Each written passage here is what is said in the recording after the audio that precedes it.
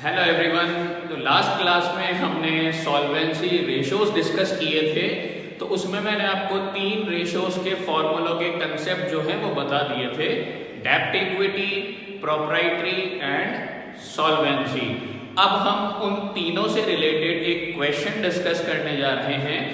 हमारे क्वेश्चन में जो इंफॉर्मेशन है, long term borrowing, long term provision, current liabilities, current assets और नॉन करंट असेट्स, तो ये वैल्यूज आपको गिवन हैं।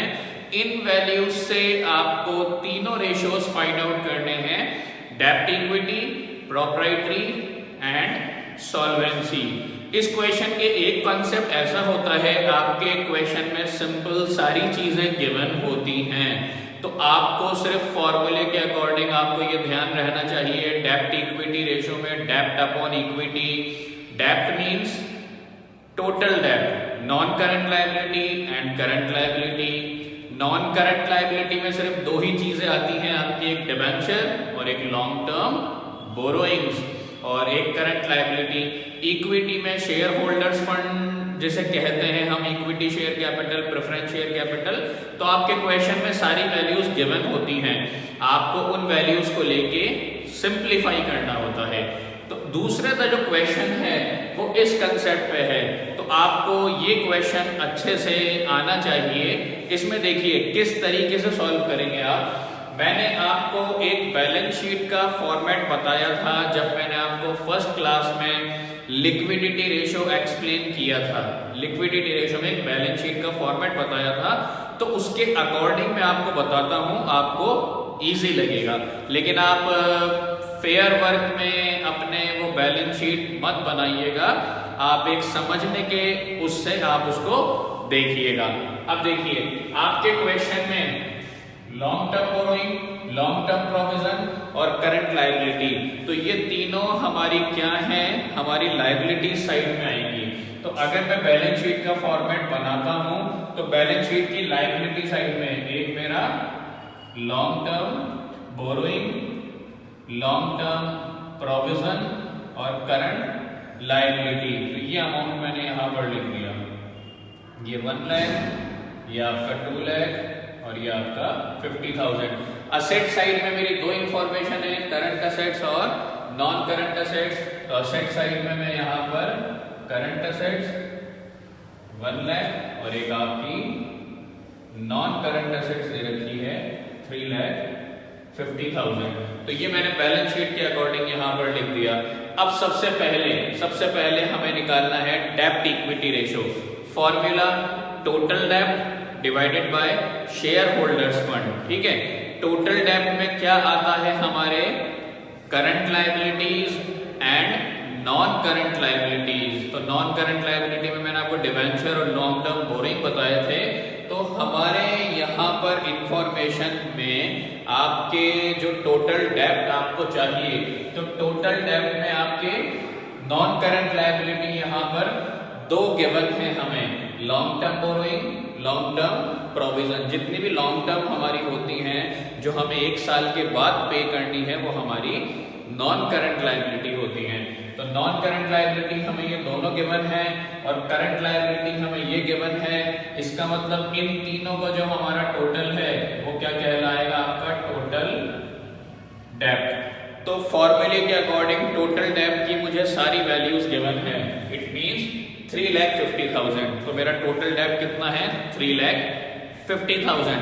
अब मैं डिवाइड किससे करूंगा, इक्विटी या शेयर होल्डर्स फंड। अब शेयर होल्डर फंड हम कैसे निकालेंगे, मैंने आपको जब बैलेंस शीट का फॉर्मेट बताया था, तो शेयर होल्डर फंड हमारा कहां पर आएगा, यहां पर आएगा लायबिलिटी साइड में। तो ये अमाउंट हमारा मिसिंग है, ये अमाउंट हमारा मिसिंग है। ठीक है, बैलेंस शीट का एक रूल होता है, आपकी दोनों साइड इक्वल होती हैं, आपकी दोनों साइड इक्वल होती हैं। इस साइड का जो मेरा टोटल है वो है 4,50,000। तो इस साइड का टोटल भी कितना होगा, 4,50,000। अब यहां का जब हमने टोटल देखा, तो यहां का टोटल है हमारा 3,50,000। इट मींस ये वाली साइड कितने अमाउंट से कम पड़ रही है, आपकी 1 लाख से। तो इसका मतलब मेरा शेयर होल्डर फंड कितना होगा, 1 लाख। ये ध्यान रखिएगा। तो इसका मतलब जब मैं क्वेश्चन में हम इसका सॉल्यूशन करेंगे इस क्वेश्चन का, तो हम शेयर होल्डर फंड कैसे लिखेंगे, कैसे आया आपका टोटल असेट्स, आपकी total assets non current assets plus current assets, इसमें से क्या डिडक्ट किया आपने, long term borrowing, long term provision और करंट लायबिलिटी। तो इसका मतलब आपकी टोटल असेट्स में से आपने ये तीनों नॉन करंट और करंट लायबिलिटी डिडक्ट कर दिए, तो आपका क्या निकल कर आ गया, शेयर होल्डर फंड। अब आप इसको ऐसे समझ लीजिएगा, बैलेंस शीट के अकॉर्डिंग समझ लेंगे तो आपको इजी लगेगा। अब आप जब उसको लिखेंगे तो आपको प्रॉब्लम नहीं आएगी कि इनमें से इसको क्यों डिडक्ट किया गया, तो रीजन आपके सामने है। बैलेंस शीट की दोनों साइड का टोटल इक्वल होगा। मैंने आपको जो बताया था लायबिलिटी साइड में वो क्या क्या काम में आएगा, current liability, non current liability, share holders fund. आपके करंट लायबिलिटी गिवन है, नॉन करंट लायबिलिटी गिवन है, एक क्या है आपका शेयर होल्डर फंड। इसका मतलब जो रिमेनिंग अमाउंट है वो क्या है आपका शेयर होल्डर फंड। तो इस चीज का ध्यान रखिएगा। तो हम सॉल्यूशन में कैसे लिखेंगे, non current assets plus current assets में से क्या डिडक्ट किया, long term borrowing, long term provision और करंट लायबिलिटी, तो आपका क्या आ गया शेयर होल्डर फंड। तो जो मेरा पहला फॉर्मूला है डेब्ट इक्विटी रेशियो का, टोटल डेब्ट मेरी कितनी आ गई 3,50,000, तो मैं टोटल डेब्ट में कितना लिख दूंगा 3,50,000। डिवाइड किससे करूंगा मैं, शेयर होल्डर्स फंड से। शेयर होल्डर फंड कितना आ गया मेरा 1 लाख, तो डिवाइडेड बाय 1 लाख। फिर आपको इसे सिंप्लीफाई करना है जब तक डिनोमिनेटर में 1 ना आ जाए, तो आपका इसका ये आंसर होगा। आप इसको प्रॉपर लिख के दिखाएंगे। पहले टोटल डेब्ट is equals to long term borrowing plus long term provision plus current liabilities, पहले आप ये लिखेंगे। फिर नेक्स्ट स्टेप में आप इनके अमाउंट लिखेंगे 1 लाख, 2 लाख, 50,000। फिर उसके बाद आप लिखेंगे share holders fund is equals to current assets plus non current assets minus long term borrowing, long term provision और करंट लायबिलिटी। ये लिखने के बाद फिर इनके अमाउंट लिखेंगे और फिर आप अमाउंट लिख देंगे दोनों के। फिर उसके बाद आप पहले फॉर्मूला लिखेंगे, फॉर्मूला लिखने के बाद फिर आप वैल्यू पुट करेंगे। तो ऐसे आपको सिस्टमेटिक तरीके से सॉल्व करना है, डायरेक्टली इसको नहीं करना। पहले इनके नेम आएंगे, फिर इनके फिगर्स लिखे जाएंगे, फिर फॉर्मूला होगा, फिर वैल्यू पुट होगी। और ये बात ध्यान रखिएगा, ये आपने लिख दिया, आपको फेयर में ये करके नहीं दिखाना कि हम 0 से 0 डिडक्ट कर रहे हैं, ये आपको फेयर में करके नहीं दिखाना। आप सिंप्लीफाई रफ में कीजिएगा, यहाँ आप आपका डायरेक्ट आंसर लिखेंगे। जैसे फॉर एग्जांपल मेरा आंसर आ रहा है 3.5, आप इसके बाद डायरेक्ट आंसर लिखेंगे 3.5:1। आप सिंप्लीफाई फेयर में करके नहीं दिखाएंगे। तो एक आपकी ये चीज होगी यहाँ पर। तो ये हमारा क्या आ गया, ये हमारा निकल कर आ गया डेब्ट इक्विटी रेशो। दूसरा रेशो है हमारा प्रोप्राइटरी रेशो। फॉर्मूला हमारा share holders fund divided by total assets, ये हमारा फॉर्मूला। शेयर होल्डर्स फंड हम निकाल चुके, कितना 1 लाख, और डिवाइड किससे किया, टोटल असेट्स से। टोटल असेट्स हमें कितनी दे रखी है, current assets plus non current assets कितनी है 3,50,000। तो आपको वैसे ही लिखना है फॉर्मूले की नीड के अकॉर्डिंग। शेयर होल्डर फंड हम कैलकुलेट कर चुके, तो आप डायरेक्ट लिख देंगे share holder fund is equals to ₹1 lakh. Total assets is equals to current assets plus non current assets. आपको ऐसे शो करनी होगी, total assets is equals to current assets plus non current assets. आप शॉर्ट में मत लिखिएगा, पूरा नाम लिखिएगा। फिर इसकी जो वैल्यू है फिर वो लिखेंगे। तो अपना कितना आ गया टोटल असेट्स 4,50,000। तो जितने भी आप फॉर्मूले सॉल्व करेंगे हर चीज को ऐसे ही लिखेंगे। वैल्यू उसके अंदर क्या क्या आता है पहले वो लिखेंगे, फिर उसके बाद अमाउंट लिखेंगे। ये करने के बाद आप फिर फॉर्मूला लिखेंगे, फॉर्मूला लिखने के बाद फिर वैल्यू पुट करेंगे। ध्यान रखिएगा। अब जैसे मेरा फॉर्मूला आ जाएगा प्रोप्राइटरी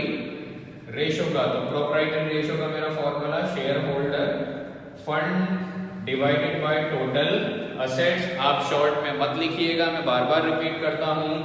अब शेयर होल्डर फंड, तो शेयर होल्डर फंड कितना है मेरा 1 लाख, तो यहां पर मेरा 1 lakh divided by total assets मेरी कितनी है 4,50,000, तो ये हमारा इसका आंसर आ जाएगा। तो एक वैल्यू हमने जब निकाल ली डेब्ट इक्विटी रेशियो की, तो हमारे नेक्स्ट फॉर्मूले में ज्यादा प्रॉब्लम नहीं आती। तो ये हमारा प्रोप्राइटरी रेशियो हो गया। अब इसके बाद हमारा थर्ड और लास्ट जो है वो है सॉल्वेंसी रेशियो।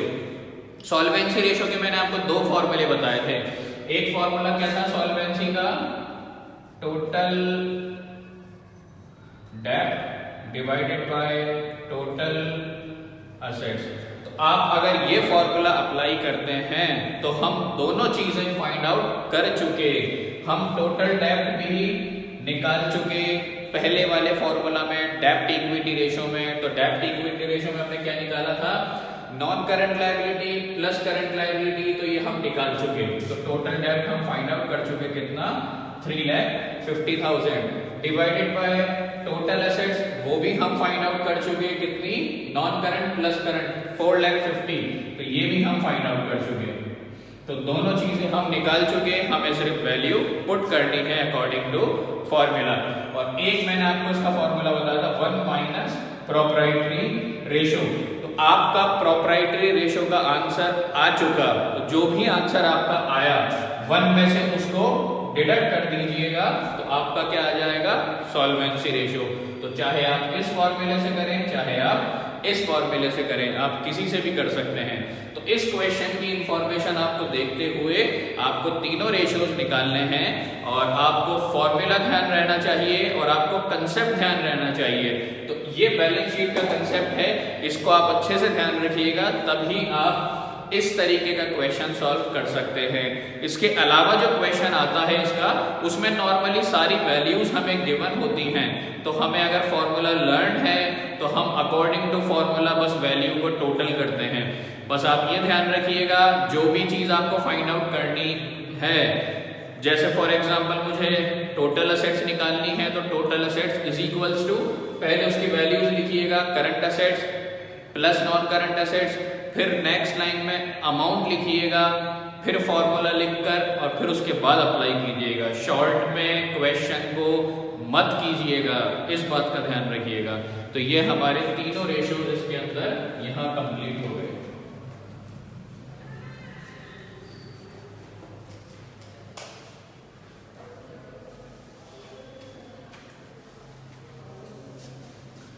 अब एक इसमें सॉल्वेंसी रेशियो में एक फॉर्मूला है जो हमने उस दिन छोड़ दिया था लास्ट क्लास में। तो हमारा जो फॉर्मूला है वो होता है इंटरेस्ट कवरेज रेशियो, या फिर इसको बोलते हैं हम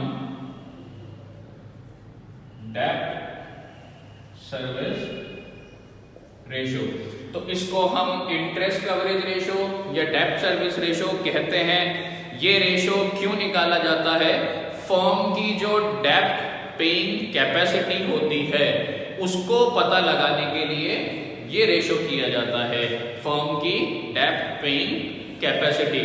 अब इसमें क्या होता है, अगर ये रेशियो हायर आता है, अगर इसकी वैल्यू हायर आती है तो फर्म के लिए इजीनेस होती है किस चीज की, कि वो इंटरेस्ट आसानी से पे कर सकते हैं अगर फर्म का रेशियो ज्यादा आता है। और अगर फर्म का रेशियो कम आता है तो फर्म के लिए बहुत मुश्किल होता है इंटरेस्ट को पे करना। इसमें नॉर्मली जो प्रॉफिट होता है वो इंटरेस्ट से कितना टाइम्स होना चाहिए, नॉर्मली एक फर्म के लिए वो होना चाहिए आपका 6 या 7 टाइम्स। तो अगर मेरा प्रॉफिट जो है वो इंटरेस्ट के कंपैरिजन में 6 या 7 टाइम्स आता है तो फर्म के लिए बहुत आसानी होती है कि वो इंटरेस्ट इजीली पे कर सकते हैं। अगर हमारा रेशियो कितना आता है 6 या 7 टाइम्स, तो आपका इसलिए ये रेशियो फाइंड आउट किया जाता है।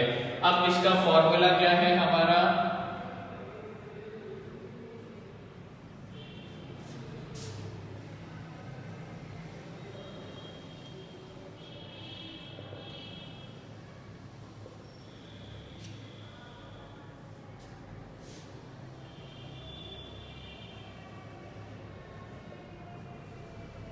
ये हमारा फॉर्मूला है इसका, क्या? Profit, net profit before charging interest and tax, interest और टैक्स देने से पहले का हमारा प्रॉफिट, और डिवाइड किससे करते हैं? फिक्स्ड इंटरेस्ट, जो भी हमें क्वेश्चन में है। अब इसमें दो बातें आती हैं, एक टैक्स और एक इंटरेस्ट। अब देखिए, जो इंटरेस्ट होता है वो आप ध्यान रखिएगा, इंटरेस्ट सिर्फ हमेशा इसके ऊपर पे किया जाता है, नॉन करंट लायबिलिटी के ऊपर। तो इंटरेस्ट हमेशा किस पर लगेगा? नॉन करंट लायबिलिटी के ऊपर। और नॉन करंट लायबिलिटी में मैंने आपको क्या बताया, एक तो आपका आता है डिबेंचर और एक आपका आता है लॉन्ग टर्म बोरोइंग, जिसको आप लॉन्ग टर्म प्रोविजन भी कहते हैं, बैंक लोन भी कहते हैं, तो आपका लॉन्ग टर्म बोरोइंग होता है। तो मतलब क्वेश्चन में हमें इन दोनों में से या तो डिबेंचर या लॉन्ग टर्म बोरोइंग प्रोविजन या बैंक लोन, इन दोनों में से एक गिवन होगा, तो उसके ऊपर तो हमें क्या निकालना है? इंटरेस्ट। जैसे फॉर एग्जांपल मुझे क्वेश्चन में दे रखा है 10% डिबेंचर, कितने का? 5 लाख का। तो इट मींस जो ये 10% है ये हमारी एनुअल इंटरेस्ट की रेट होती है जो हमें पे करनी है। और इंटरेस्ट किसके ऊपर होता है? अमाउंट के ऊपर। मुझे डिबेंचर कितने के दे रखे हैं? 5 लाख, और इंटरेस्ट कितना है? 10%। तो यहां पर मेरा इंटरेस्ट कितना निकल कर आएगा? 50,000।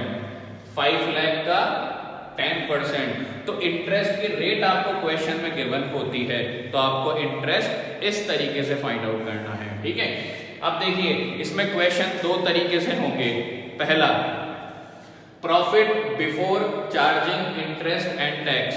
मैं आपको इसका अमाउंट डायरेक्टली गिवन दे दूं, जैसे मान लीजिए फॉर एग्जांपल मैंने आपको इसका अमाउंट दे दिया 1 लाख। किसका? Profit before charging interest and tax. मैंने कितना दे दिया आपको?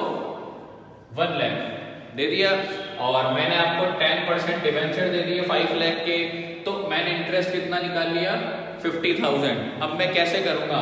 मुझे जो मेरा न्यूमरेटर है उसकी वैल्यू मुझे डायरेक्ट गिवन है मेरे क्वेश्चन में, कितनी? 1 लाख। तो मैं फॉर्मूला लगाकर इसकी वैल्यू में डायरेक्ट लिख लूंगा, कितनी? 1 लाख। डिवाइड किससे करूंगा मैं? फिक्स्ड इंटरेस्ट से। वो मैंने कितना निकाला? 50,000। तो ये मैंने यहां निकाल लिया 50,000। इसको मैं नॉर्मली सॉल्व करूंगा, मेरा आंसर आएगा 2। और इसके आंसर के आगे क्या लिखते हैं हम? टाइम्स, क्योंकि इसमें हम प्रॉफिट को देखते हैं कि प्रॉफिट कितना टाइम्स है इन कंपैरिजन टू इंटरेस्ट, इसलिए इसके आंसर के आगे क्या लगेगा? हमेशा टाइम्स।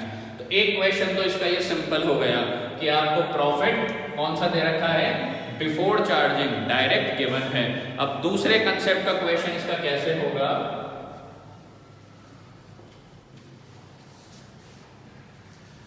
जैसे यहां पे मैं आपको क्वेश्चन में दे दूं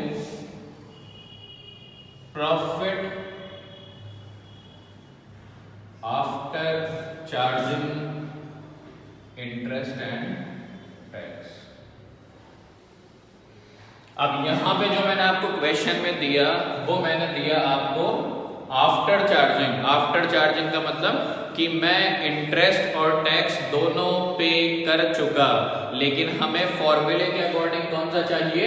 बिफोर चार्जिंग। इट मींस मुझे इंटरेस्ट और टैक्स वापस लेना पड़ेगा। तो वापस कैसे लेंगे? एक क्वेश्चन में मुझे ये गिवन है, एक इंफॉर्मेशन गिवन है क्वेश्चन में, मुझे टैक्स की जो रेट दे रखी है वो आपकी दे रखी है 50%, और एक क्वेश्चन में 10% बैंक लोन दे रखा है आपको 1 लाख।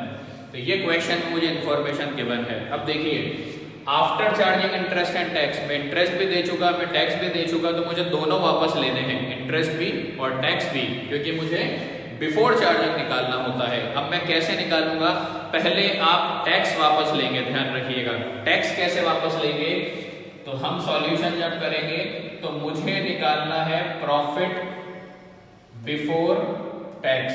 ये शॉर्ट फॉर्म में आप मत लिखिएगा, प्रॉफिट बिफोर टैक्स ये निकालना है। कैसे निकालते हैं? मुझे वैल्यू गिवन है प्रॉफिट आफ्टर टैक्स की, प्रॉफिट आफ्टर टैक्स की। इसको डिवाइड करते हैं 1 माइनस टैक्स की रेट, ये ध्यान रखिएगा। अब देखिए प्रॉफिट आफ्टर टैक्स कितना दे रखा है आपको 4 लाख, तो मैं यहां पर कितना लिख दूंगा 4 lakh divided by 1 minus tax की रेट। टैक्स की रेट कितनी दे रखी है 50%, तो मैं इसको डायरेक्ट यहां पर लिखूंगा 0.5, डायरेक्ट क्या लिख दूंगा 0.5। आप इसको सिंप्लीफाई करेंगे तो आपका आ जाएगा 8 लाख। तो ये मेरा क्या आ गया profit before tax. It means मैं टैक्स की वैल्यू वापस ले चुका। तो आप ये वाली बात ध्यान रखिएगा, अगर आपको प्रॉफिट आफ्टर टैक्स गिवन है तो पहले आपको क्या निकालना पड़ेगा प्रॉफिट बिफोर टैक्स। और वो कैसे निकलेगा प्रॉफिट आफ्टर टैक्स जो आपको क्वेश्चन में गिवन होगा। डिवाइड किससे करेंगे 1 माइनस टैक्स की रेट। टैक्स की रेट आपको क्वेश्चन में गिवन होगी। प्रॉफिट आफ्टर टैक्स गिवन है 4 लाख, 1 माइनस टैक्स की रेट गिवन है 50%, तो कितना आ गया 8 लाख। इसका मतलब मैं टैक्स वापस ले चुका। अब मुझे क्या लेना है इंटरेस्ट लेना है, तो मैं यहां पर क्या लिखूंगा अब मुझे निकालना है profit before interest and tax. तो प्रॉफिट बिफोर टैक्स तो कितना आ गया मेरा 8 लाख। अब इसमें मैं क्या नॉर्मली प्लस कर दूंगा इंटरेस्ट, क्योंकि इंटरेस्ट मैं पे कर चुका, लेकिन मुझे बिफोर चाहिए तो मुझे इंटरेस्ट वापस लेना पड़ेगा। तो इंटरेस्ट को आप सिंपली ऐड कर दीजिएगा तो आप इंटरेस्ट आपका वापस आ गया। इंटरेस्ट मैंने आपको बताया नॉन करंट लायबिलिटी पे होगा सिर्फ, तो इंटरेस्ट किस पर दे रखा है 10% बैंक लोन। इंटरेस्ट की रेट कितनी है 10%, किसके ऊपर 1 लाख के ऊपर। तो इंटरेस्ट कितना है मेरा 10% ऑफ 1 लाख, तो यहां पर ये मेरा 8 लाख और 1 लाख का 10% हो जाएगा आपका 10,000। तो ये मेरा profit before interest and tax कितना आ गया रुपीज 8 लाख 10,000। ये मेरा न्यूमरेटर आ गया profit before charging interest and tax. तो अगर आपको आफ्टर दे रखा हो तो पहले आपको टैक्स वापस लेना पड़ेगा और फिर आप नॉर्मली इंटरेस्ट को प्लस कर दीजिएगा। ये आपका टैक्स आ गया, ये आपका इंटरेस्ट आ गया, तो नॉर्मली आपका profit before interest and tax आ गया। तो मेरा न्यूमरेटर यहाँ पर आ गया, कितना आ गया 8 लाख 10,000। डिवाइड किससे करूंगा मैं फिक्स्ड इंटरेस्ट, वो हम निकाल चुके, कितना 10,000, तो मैं यहाँ डिवाइड किससे कर दूंगा 10,000 से। तो मेरा जो भी आंसर आएगा उसके आगे क्या लिख देंगे हम टाइम्स। तो इसमें आप ये ध्यान रखिएगा, आपको जब profit after charging interest and tax दे रखा हो तो आपका सोल्यूशन थोड़ा सा इस तरीके से होगा। तो इसमें ये 2 तरीके के क्वेश्चन आपके हो गए। तो सॉल्वेंसी रेशियोज में नॉर्मली 4 फॉर्मूले, डेब्ट इक्विटी, प्रोप्राइटरी, सॉल्वेंसी और इंटरेस्ट कवरेज या डेब्ट सर्विस रेशियो। तो इससे रिलेटेड जो आपको मैं क्वेश्चन बताऊंगा आप उनको सॉल्व करके रखिएगा। फिर भी अगर किसी टॉपिक में आपको कोई डिफिकल्टी या प्रॉब्लम आए तो आप मुझसे कंसल्ट कर सकते हैं। फिर हम नेक्स्ट क्लास में हमारा नेक्स्ट टॉपिक डिस्कस करेंगे। Okay, thank you, have a nice day.